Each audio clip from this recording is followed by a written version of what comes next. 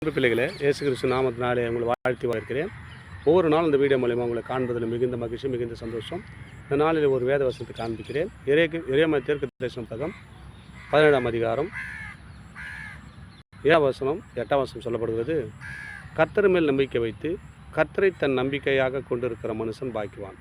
நம்ம உலகத்தில் ஏதேதோ நம்பிக்கை வச்சுருக்கிறோம். நம்ம நம்பிக்கை வச்சு சோர்ந்து போகிறோம். கிடைக்கலனா வரட்டி ஆயிடுறோம். எங்கள் ஆண்டவர் என்ன சொல்ல போகிறேன், யார் மேலே நம்பிக்கை வைக்காதப்பா அப்படின்னாரு. கர்த்தர் மேல் நம்பிக்கை வைத்து கர்த்தரையே தன் நம்பிக்கையாக கொண்டிருக்கிற மனுஷன் பாக்கியவான். கர்த்தர் தாங்க நம்ம வாழ்க்கை எல்லாமே. அவர் யாரெல்லாம் இந்த இடமா பிடிச்சிக்கிறோம் உங்கள் வாழ்க்கை சிறப்பாக இருக்கும். அப்படியோட வாழ்க்கை எப்படி இருந்தது? சீர்குலைஞ்சிருந்த வாழ்க்கை, குடிகாரனாய் அநேக பழக்கத்தில் அடிமையாக இருந்த என்னை ஆண்டவர் உங்கள் மத்தியில் பேச வச்சுக்கிட்டா பாருங்க. அவர் மேலே வச்ச நம்பிக்கை, அவர் என் மேலே வைத்த நம்பிக்கை. தாயின் கருவிலே உருவாகும் முன்னே என்னை பெயர் சொல்லி அழைத்தார்.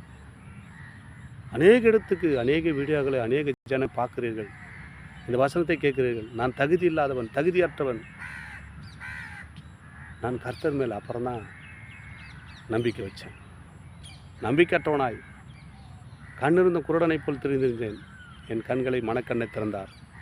உங்களோடு பேசும்படியே கர்த்தர் கிருபை செய்கிறார். கர்த்தர் மேல் நம்பிக்கை வைத்து கர்த்தரையே தன் நம்பிக்கையாக கொண்டிருக்கிற மனுஷன் பாக்கியவான். இப்போ நான் அவர் நம்பிக்கையாக கொண்டிருக்கிறேன். அவர் தான் என் ஜீவனே, அவர் தான் எல்லாமே எனக்கு அப்படி சொல்லிட்டு எல்லோரும் இருக்கிறாங்க. இருந்தாலும் அதை காட்டிலும் எனக்கு மெய்யான தெய்வம் இயேசு ஒருவர் தாங்க. அவர் இருந்தால் தாங்க நான் இப்போது ஜீவனோடு உங்களோடு பேசி கொண்டிருக்கிறேன். அந்த பாக்கியம் தான் எனக்கு பெரிய சிலாக்கியம். அந்த பாக்கியம் தான் எனக்கு சிலாக்கியம். கர்த்தர் மேல் நம்பிக்கை வைத்து கர்த்தரையே தன் நம்பிக்கையாக கொண்டிருக்கிற மனுஷன் பாக்கியவான். எது மேலே நம்பிக்கை வேறு, கர்த்தரையே தன் நம்பிக்கை. அவர் தான் தன் நம்பிக்கை, வேறு எதுவும் கிடையாது. அவரை நினச்சிட்டு போனால் ஏதோ வெற்றி தான். சோர்ந்தே போக மாட்டேன். ஏன்னா இயேசு என்னோடு இருக்கிறவர், உலகத்தில் காட்டிலும் பெரியவர். அவர் இருக்கும்போது எனக்கு என்னங்க கவலை? அவர் தாங்க நம்பி போகிறேன். மனைவி நம்பலை, பிள்ளைகளை நம்பலை, பெற்றோர் நம்பலை, யாரையும் நம்பலை. என் நம்பிக்கையெல்லாம் என் தேவன் என்று யாரெல்லாம் சொல்ல போகிறீங்க? உங்கள் வாழ்க்கை சிறப்பாக மாறப்போகிறது. அவர்கள் எப்படி இருப்பாங்கன்னு சொன்னால், அவர்கள் தண்ணீர் அண்டியில் நாட்டப்பட்டதும் கால்வாய் ஓரமால் தன் வேர்களை விடுகிறதும் உஷ்ணம் வருகிறதை காணாமல் இலை பச்சையாக இருக்கிறதும் மழை சாட்சியான வருஷத்திலும் வருத்தமின்றி தப்பாமல் கனி கொடுக்கிறதுமான மரத்தை போல் இருப்பாங்க. எப்படி இருக்குங்க மரம்? எப்படி இருக்குமா?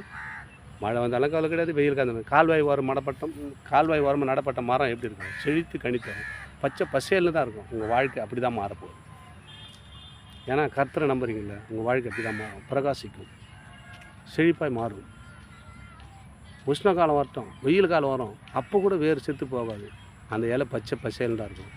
என்னப்பா ஒன்றுமே இல்லை, வேலை வெட்டிக்கு போகல, எப்படிப்பா சாப்பிட்றோம், டெய்லி நல்ல ட்ரெஸ் பண்ணுறோம், நல்லா போகிறான்னு. ஏன்னா கர்த்தருடைய மகிமை உண்மையில் இருக்கிறது. இந்த வசனத்தை கேட்குற, இந்த வீடியோ பார்க்குற சகோதர சகோதரிகளை, உங்களுடைய வாழ்க்கை சிறப்பானு சொன்னால் கர்த்தர் மேல் நம்பிக்கை வைத்து கர்த்தரையே தன் நம்பிக்கையை கொண்டிருக்கிற மனுஷன் பாக்கியவான். அந்த பாக்கியத்தை நீங்கள் பெற்றுக்கொள்ளணும்னு சொன்னால், அப்படி பெற்றுக்கொள்ளும் போது தான் உங்கள் வாழ்க்கை எப்படி இருக்குமா?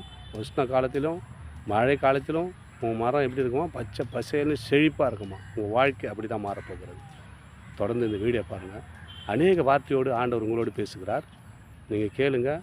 கேட்டால் மாத்திரம் தொடர்ந்து இந்த வீடியோ கேட்கணும்னு சொன்னால் சப்ஸ்கிரைப் பண்ணி பாருங்கள். நான் போடுற வீடியோ எல்லாம் உங்களுக்கு பிரயோஜனமும் தேவனுடைய நாமத்தை மகிமைப்படுத்த அது ஏதுவாக இருக்கும். ஆமேன். God bless you.